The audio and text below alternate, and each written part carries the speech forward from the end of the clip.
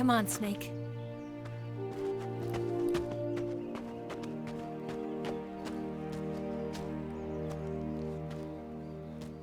We made it. We made it. Over there.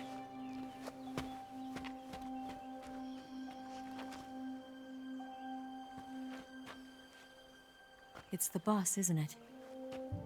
I'll go get the wig ready to take off. Right. I'll leave you two alone. But come back in one piece, okay?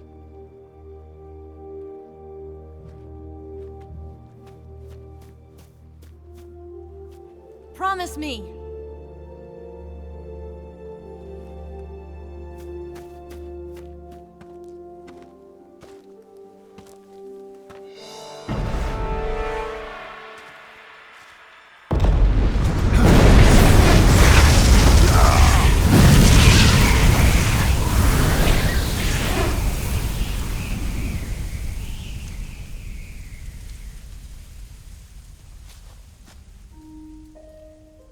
Life's end. Isn't it beautiful?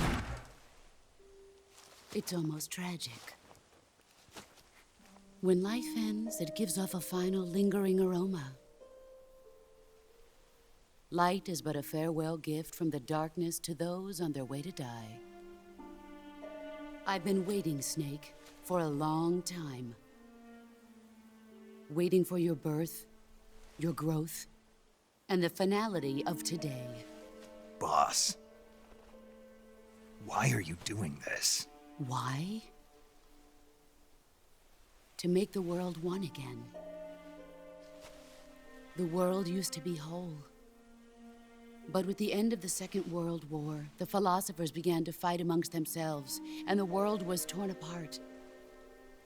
The Cobras, my comrades who trained and fought alongside me, were torn apart as well. The foibles of politics and the march of time can turn friends into enemies just as easily as the wind changes. Ridiculous, isn't it? Yesterday's ally becomes today's opposition. And this Cold War? Think back. When I was leading the Cobras, America and Russia were fighting together. Now, consider whether America and Russia will still be enemies in the 21st century. Somehow I doubt it. Enemies change along with the times, the flow of the ages, and we soldiers are forced to play along. I didn't raise you and shape you into the man you are today just so we could face each other in battle. A soldier's skills aren't meant to be used to hurt friends. So then what is an enemy? Is there such a thing as an absolute timeless enemy? There is no such thing, and never has been. And the reason is that our enemies are human beings like us. They can only be our enemies in relative terms. The world must be made whole again. The philosophers must be reunited. I will devote my skills to that purpose. And with the Colonel's money, I will achieve that end. Just as I once created the Cobras. They are my family. I may no longer be able to bear children, but I still have a family. It was November 1st, 1951. I was in the Nevada desert participating in atomic testing. The name Nevada is derived from Spanish, covered in snow, white as snow. And snow is exactly what I saw in that Nevada desert. It froze my blood white. Snake, you were an atomic test subject, weren't you? On Bikini Atoll. That's part of the reason I was drawn to you. You and I are alike. We're both slowly being eaten away by the karma of others. we'll never have the chance to die peacefully of old age. We have no tomorrow. But we can still have hope for the future. In 1960, I saw a vision of the ideal future from space. 3 years earlier, the Soviet Union had succeeded in launching Sputnik, the first man-made satellite in history, into orbit. This came as a huge shock to the United States. In response, America threw everything it had into its own manned spaceflight project, the Mercury program. Even as the Soviets seemed poised to send their first man into space, America was still experimenting with chimpanzees and rockets. The government wanted human data. So they secretly decided to send a human being into space. I was the one they chose. At the time, they didn't have the technology to block out cosmic rays, and whoever they sent up would inevitably be exposed to heavy radiation. That's why they chose me. After all, I'd already been irradiated once. Of course, you won't find any of this in the history books. I could see the planet as it appeared from space. That's when it finally hit me. Space exploration is nothing but another game in the power struggle between the US and the USSR. Politics, economics, the arms race, they're all just arenas for meaningless competition. I'm sure you can see that, but the Earth itself has no boundaries. No East, no West, no Cold War. And the irony of it is, the United States and the Soviet Union are spending billions on their space programs and the missile race, only to arrive at the same conclusion. In the 21st century, everyone will be able to see that we are all just inhabitants of a little celestial body called Earth. A world without communism or capitalism, that is the world I wanted to see. But reality continued to betray me. In 1961, I was sent to Cuba, to Bahia de Cochinos. It was part of a CIA-sponsored invasion under the guise of taking Cuban exiles back to their country. But the US government betrayed them. Our weak-kneed president held back their air support. Defenseless, the exiles were annihilated by the Cuban army. All I could do was watch in silence. I was set up by the very country I'd sacrificed so much for, by the very government I dedicated my life to defending. I was driven from the surface world, and I went underground. Then, 2 years ago, I faced the Sorrow, my old comrade in battle. He was my friend. But one of us had to die. I was left with no choice. The Sorrow gave his life for me. There is no enmity between us. One must live, and one must die. That was the mission. The ones who gave me that mission were the philosophers. Early in the 20th century, the true holders of power in the United States, the Republic of China, and the newly formed Soviet Union gathered together in a secret meeting that would later be known as the Wise Men's Committee. The secret pact they formed there marked the beginning of the philosophers.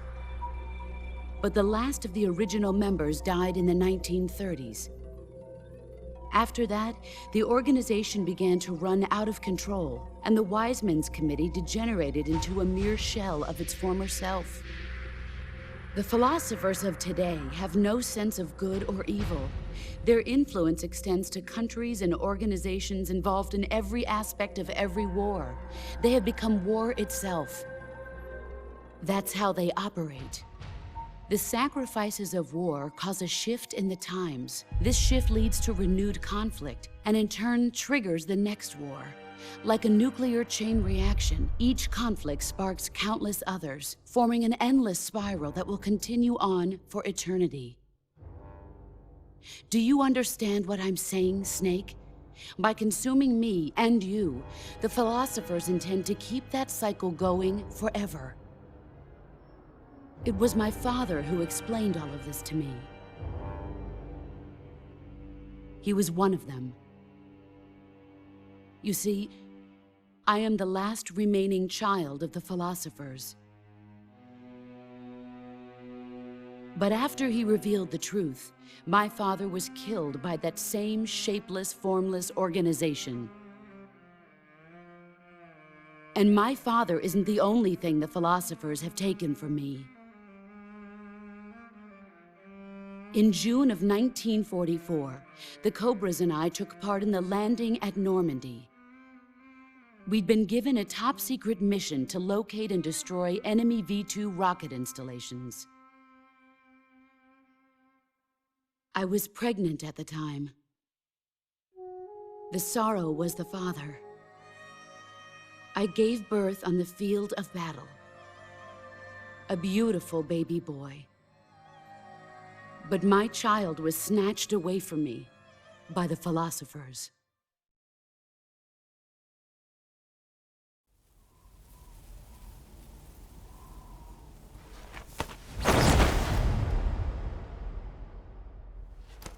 Look at this scar. This is proof that I was once a mother. I gave up my body and my child for my country. There is nothing left inside me now. Nothing at all. No hatred, not even regret. And yet sometimes at night, I can still feel the pain creeping up inside me, slithering through my body like a snake.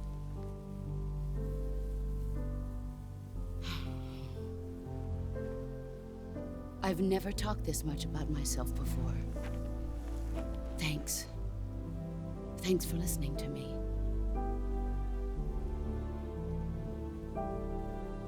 I feel content. Snake?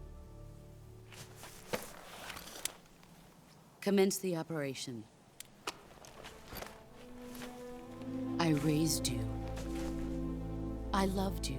I've given you weapons, taught you techniques, endowed you with knowledge. There is nothing more for me to give you. All that's left for you to take is my life, by your own hand. One must die, and one must live. No victory, no defeat. The survivor will carry on the fight. It is our destiny. The one who survives will inherit the title of boss. And the one who inherits the title of boss will face an existence of endless battle. I'll give you 10 minutes. In 10 minutes, MiGs will come and bomb the hell out of this place. If you can beat me in less than 10 minutes, you'll be able to escape in time. Let's make this the greatest 10 minutes of our lives, Jack. Boss. You're a soldier. Finish your mission. Prove your loyalty. Face me. I come.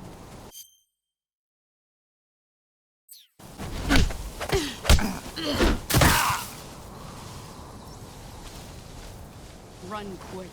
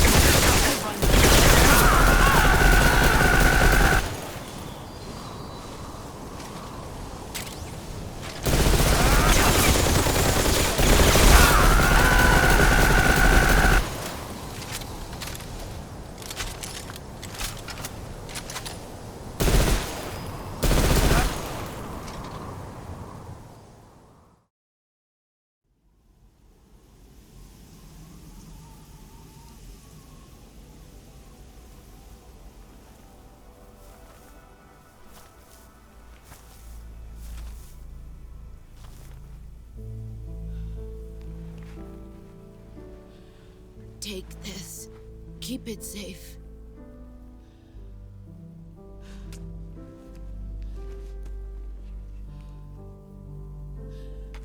It's our only hope.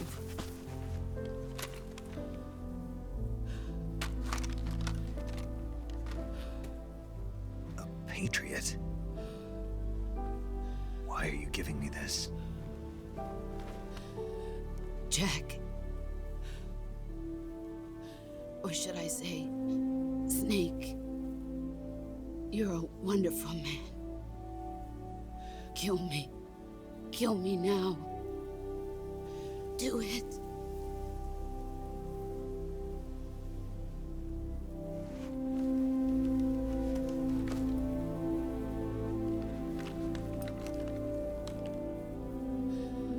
There's only room for one boss and one snake.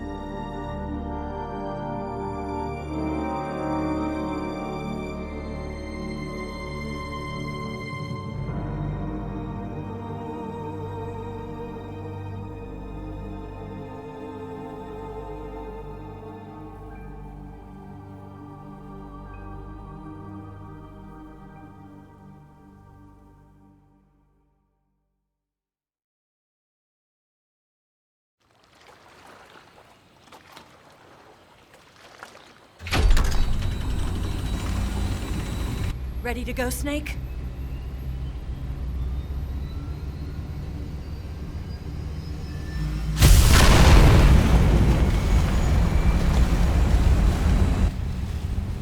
Are you okay? Snake? Yeah.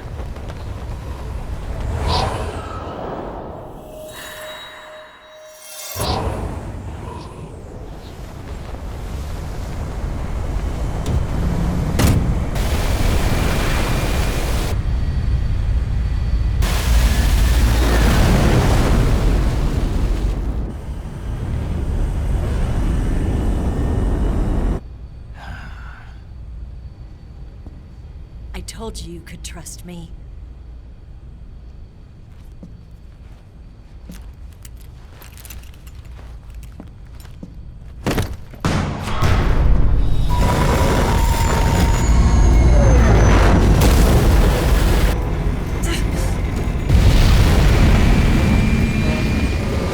Snake!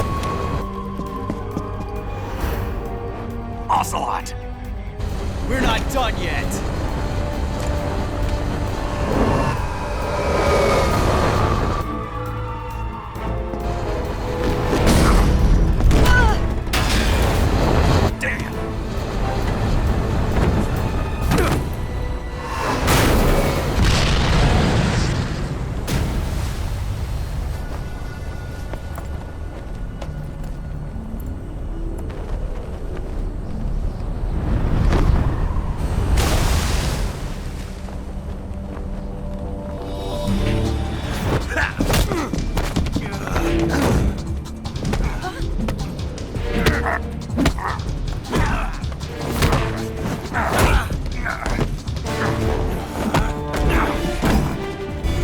Too heavy!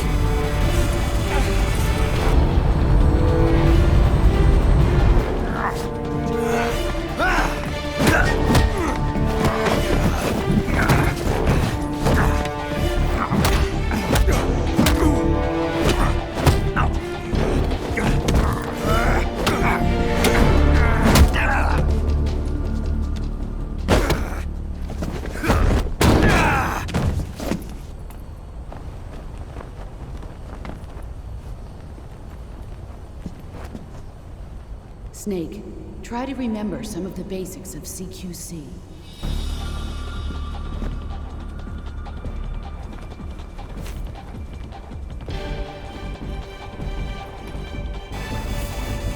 Not good!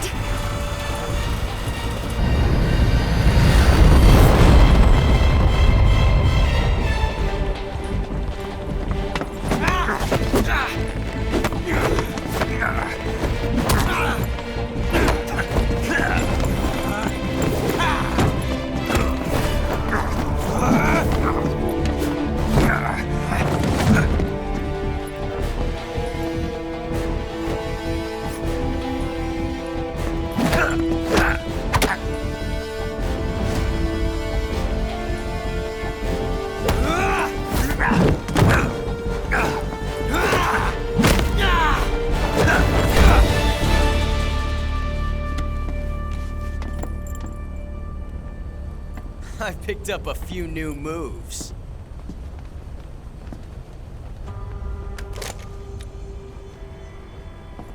Huh. It doesn't feel right to shoot an unarmed man. But I'll get over it. Eva!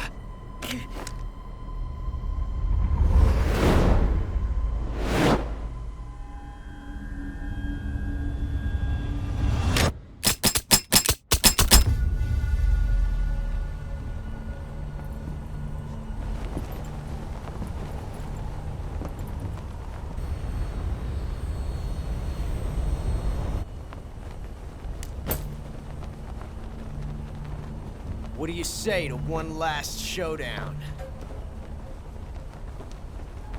Yeah, all right.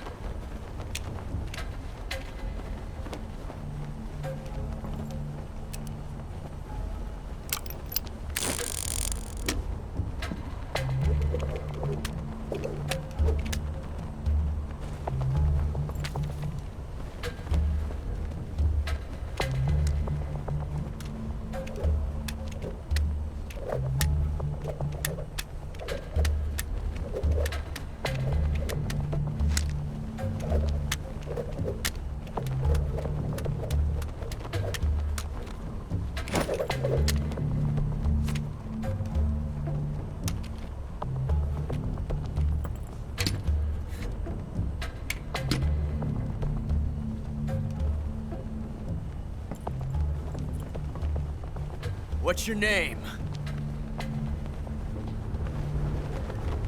Snake. No. Not that name. You're not a snake, and I'm not an ocelot. We're men with names.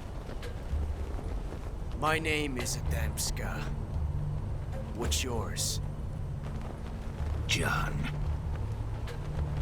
Very well, John. Plain name. But I won't forget it.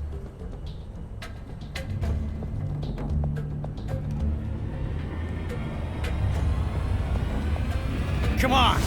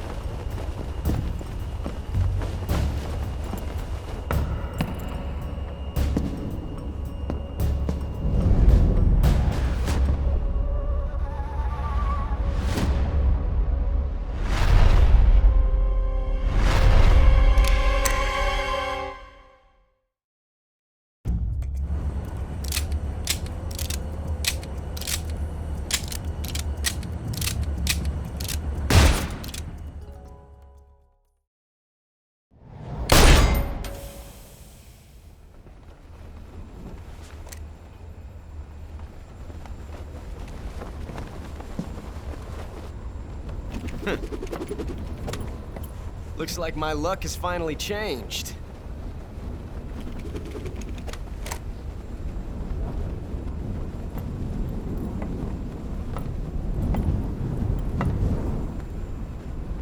Till we meet again, John.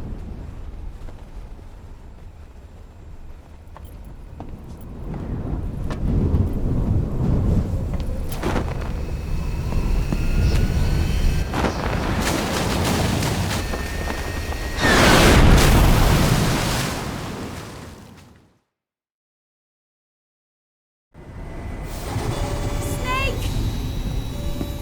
Give me a hand! Pull!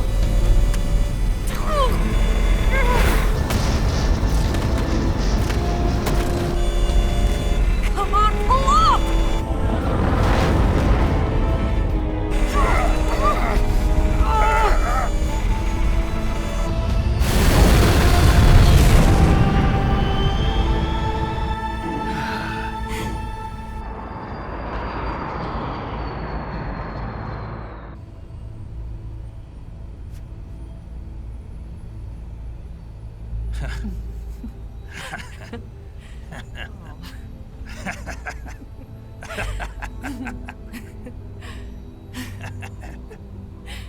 We made it. Yeah, we sure did.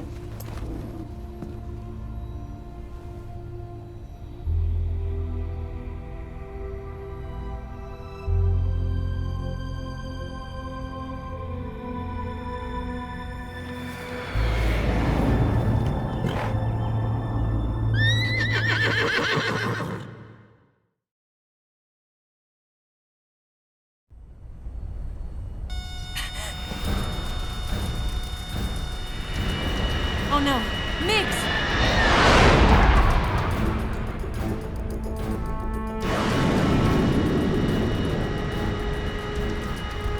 There's no way out! What are we gonna do? We've come too far to let them stop us now. Those things have got to be armed. It's no use. There's no way we can outmaneuver them.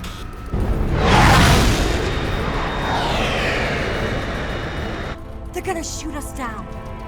We were so close. Weapon systems on. Locked on target. I got towed. You were great, Eva. Huh? Thanks.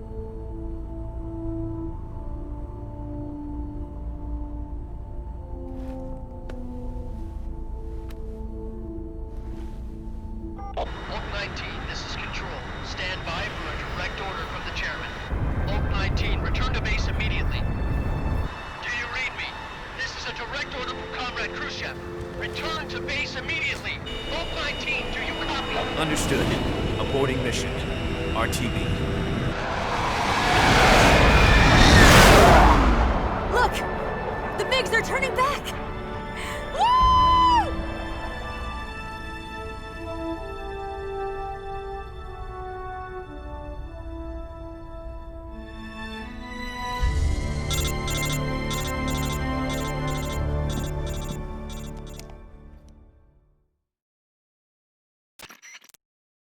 Well done, Snake. The MiGs disengaged. Most likely under orders from Khrushchev.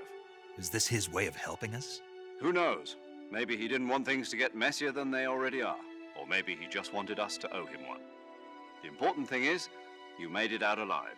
As long as Khrushchev is with us, I don't think they'll be coming after you. It should be smooth sailing all the way to Alaska. I'm sending someone out to Galena Base to meet you. To meet me? The DCI and the President himself are waiting at Langley. Don't keep them waiting.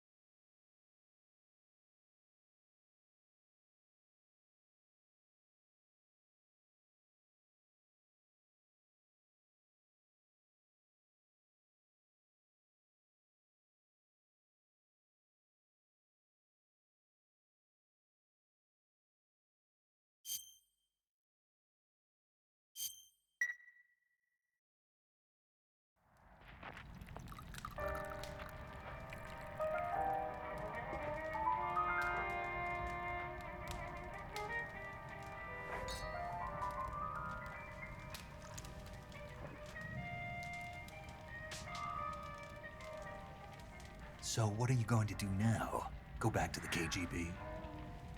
What do you want me to do? Did you ever think about coming back to America? I can't go back. I've left America behind me. But you saved this country. I didn't do it alone.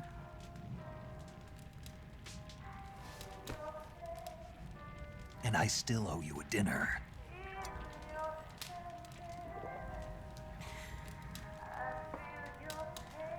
Is that part of your mission too? Or is it an order?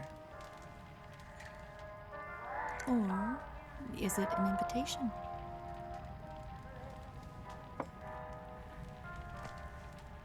Or a proposal? I don't take orders from anyone now.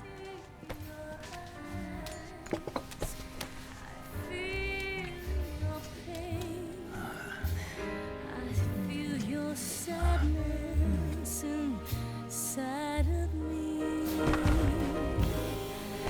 Open your heart and smile for me. You're not the only one afraid to fall in love. Dance with me again and wipe this away.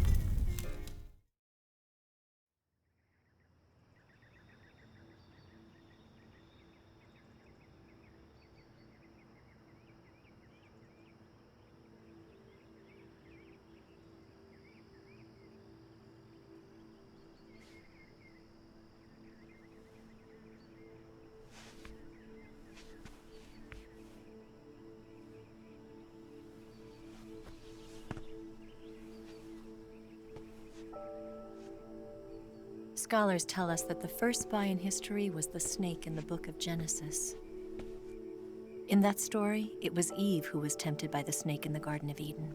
But this time around, it was I who tempted the snake and got away with the forbidden fruit of knowledge. Forgive me, snake.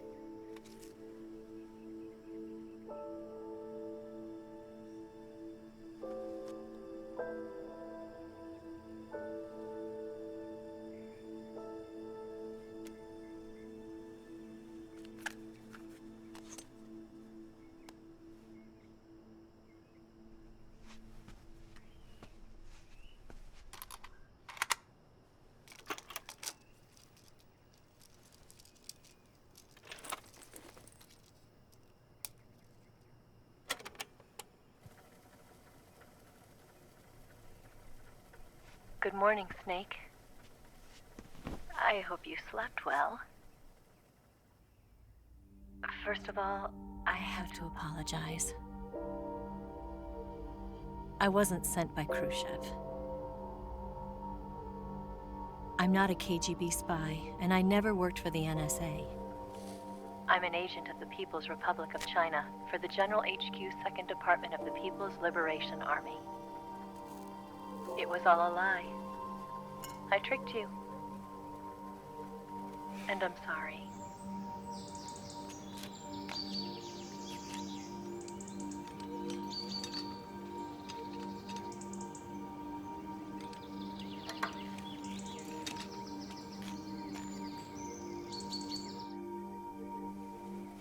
The philosophers still exist in China, too. You see, my mission was to find out where Volgan was hiding the philosopher's legacy and steal it. So I infiltrated his base as a KGB spy. The 2 NSA codebreakers who defected in 1960, were actually both men. The real Adam never showed up at the meeting place, saving me the trouble of having to eliminate him. I sneaked in by pretending I was Eva. And you and Sokolov and Volgin, you all believed me. The philosopher's legacy was originally held in common between the US, Soviet Union, and China. We couldn't let the Russians and the Americans take it all for themselves. The Chinese government had its eye on the legacy too. I got the film containing the legacy, and also the nuclear missile launch data from the Shagohod. 5 years ago, the Soviet Union stopped supplying us with nuclear weapons technology. Since then, China's Liaodong easing, hydrogen bomb, and space rocket projects have fallen behind. But with this data, our country will be able to develop its own nukes. We'll create a deterrent force to rival those of the US and Soviet Union. Everything has gone according to plan, thanks to your help. I too am one of the philosophers. I'm an agent of the philosophers, a graduate of one of their charm schools. I was raised in a joint US-Soviet-Chinese facility to become a sleeper agent. This was before the war. Back then, they were collecting children from all over the world. As a result, I'm indistinguishable from a native-born American. So it didn't surprise me when you and Volgin couldn't tell the difference. But she knew right from the beginning. She knew because before the war, she was at one of the philosopher's schools too, as an instructor. The boss was the only one I couldn't fool. She was the only one who knew I was a fake. She told me everything. Why did she open her heart to me like that? At the time, I couldn't understand it.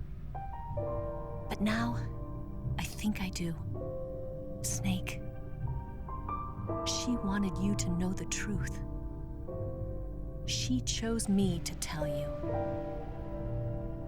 That's why she saved my life. I've lied to you so many times, but not this time. My orders from the government were to obtain the legacy and to eliminate everyone who knew the truth about what happened. In other words, I'm supposed to kill you.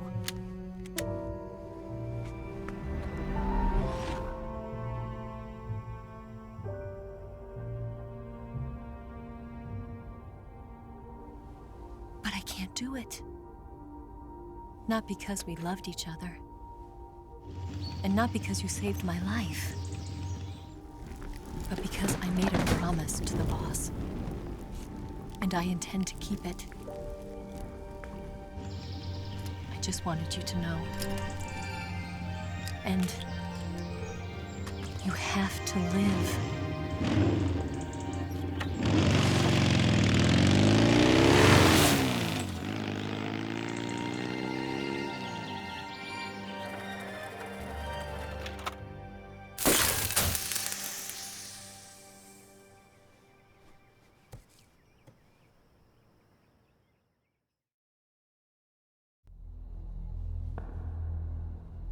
Snake, listen to me.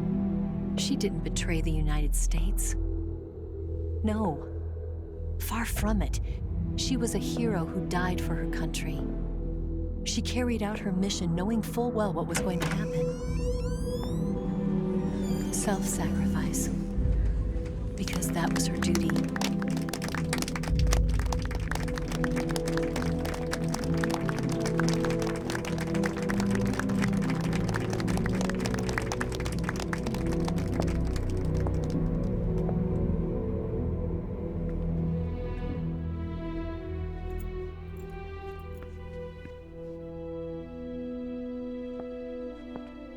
You are above even the boss. I hereby award you the title of Big Boss.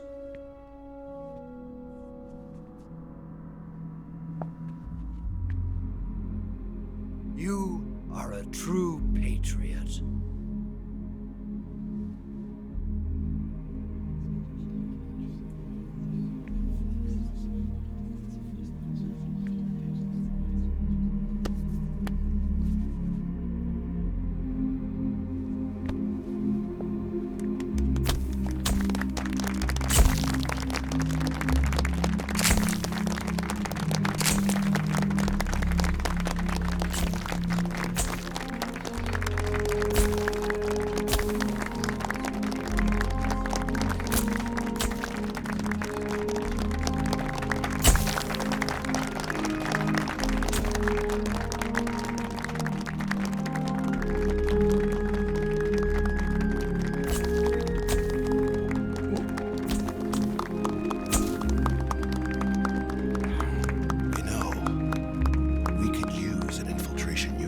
fox in the army. Someone like him to handle our top secret sneaking missions for us. A man who combines the qualities of a soldier and an agent. The boss's defection was a ruse set up by the US government. It was all a big drama staged by Washington so they could get their hands on the philosopher's legacy. And the boss was the star of the show. They planned it so that they could get the legacy that Colonel Volgin inherited and destroy the Shagohod at the same time. Only a legendary hero like the boss could have earned Volgin's trust. Finding out where the philosopher's legacy was hidden was to be her greatest mission. Everything was going according to plan. But then something happened that no one could have predicted. Colonel Volgin fired an American-made nuclear warhead at Sokolov's research facility.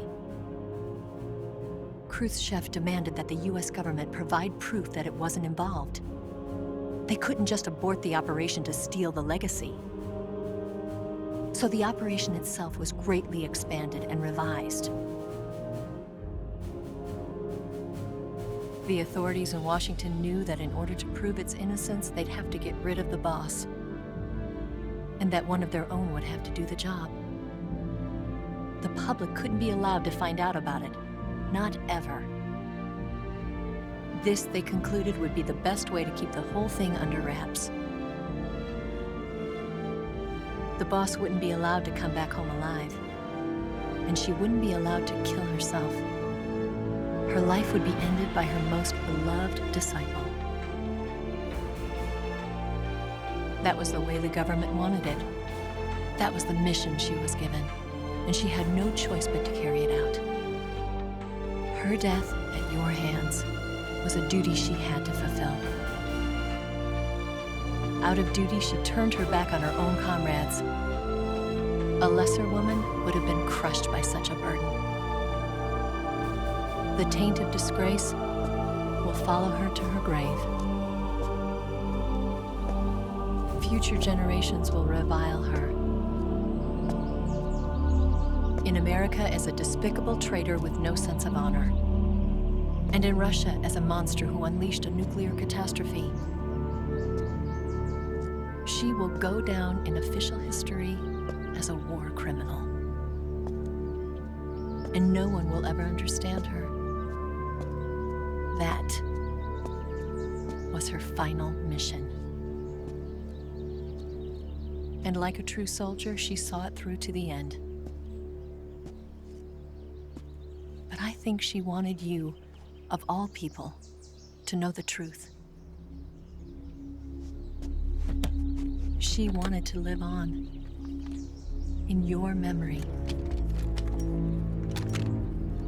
Not as a soldier, but as a woman. But she was forbidden to tell you herself. And that's why she told me. Snake, history will never know what she did. No one will ever learn the truth.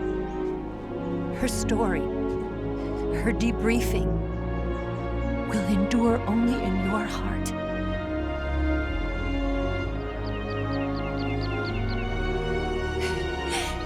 Everything she did for her country. She sacrificed her life and her honor for her native land. She was a real hero. She was a true patriot.